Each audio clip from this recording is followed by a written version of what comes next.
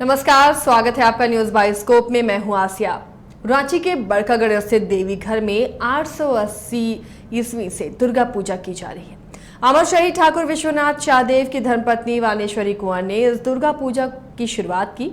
विभिन्न स्थानों से होते हुए वहां मां की पालकी को इस पूजा घर में लाया जाता है। इस पालकी की भी अपनी ऐतिहासिक कथा है, ऐतिहासिक महत्व है। इस बारे में शहीद के वंशज प्रवीरनाथ शाहदेव से बात के सहयोगी शाहनवाज ने।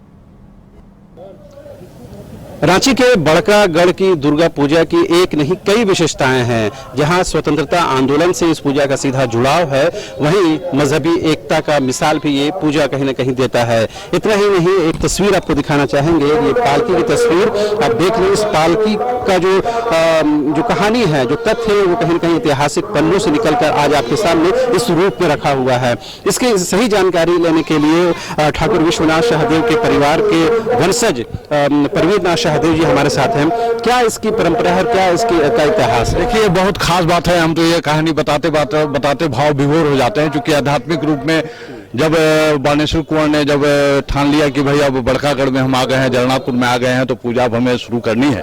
तो जब शुरू करने की बारी आई तो जो रजैयत लोगों ने, जो हिंदू मुस्लिम आदिवासी सभी लोगों ने उनको सहयोग दिया, उसी सहयोग से यह पूजा प्रारंभ हुई।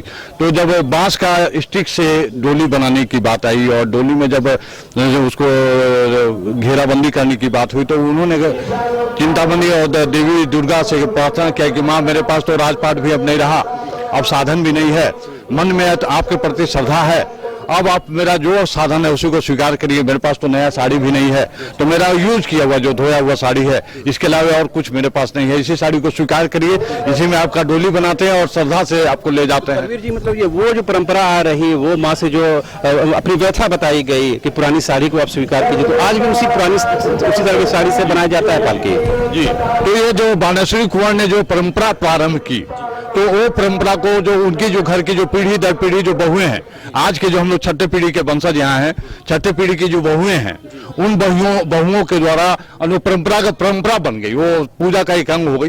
वो अपने साड़ियाँ उतार के देती हैं और उसी साड़ियों से डोली बनता है। और ये पूरे देश में, झारखंड में खास करके ऐसी परंपरा तो हमने कहीं नहीं देखी है। जी नहीं, ये तो चूंकि 1857 का एक राष्ट्रीय आंदोलन का एक शहीद जिन्होंने देश के लिए मर मिटे, उनके पत्नी के द्वारा यह पूजा शुरू की गई, तो ये तो खास बात है। एक बात इस क्रम में जब आप बोले तो बता देना चाहेंगे कि वो ऐसे शहीद थे ठाकुर विश्वनाथ शाहदेव, या उनकी पत्नी ऐसी थी कि उनकी वंशज को बचाने के लिए वो भागी थी और बच भी गई, जगन्नाथ मंदिर के शरण में आई। आप कल्पना कर सकते हैं कि ठाकुर विश्वनाथ शाहदेव को पकड़वाने वाला जगतपाल सिंह, पिठोरिया का राजा, उसको साफ दिए कि तुम्हारे घर में देश के साथ तुमने गद्दारी किया है, तुम्हारे वंश में दिया दिखाने वाला कोई नहीं होगा और तुम्हारे घर में बजर गिरेगा। उनका घर में कोई वंश नहीं है, आज भी उसके घर में बजर गिरते रहता है। तो ये एक गवाह है पूरे भारत में, यह दुर्गा पूजा भी और पिठोरिया किला भी, कि एक ऐसा देशभक्त जो मुंह से जो करता था वो हो जाता था।